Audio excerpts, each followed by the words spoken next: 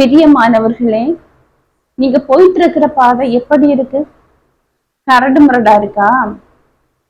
உலக பிரகாரமா எல்லாரும் போற பாதை மாதிரி இல்லையா? நம்ம உலக பிரகாரமா வாழ முடியாது பிரியமானவர்களே.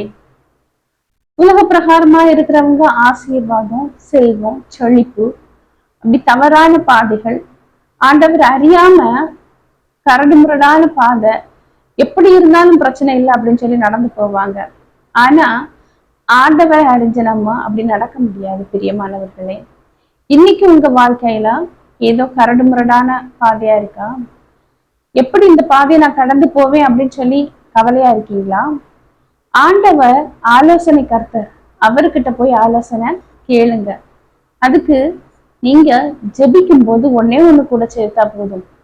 பரிசுத்த ஆவியானவர் என் வாழ்க்கையில என்ன நடத்திட்டு போகணும் அப்படின்னு சொல்லி உங்க ஜெபத்துல அந்த ஒன்னையும் நீங்க ஆண்டவர் சமூகத்துல கேட்டு பாருங்க.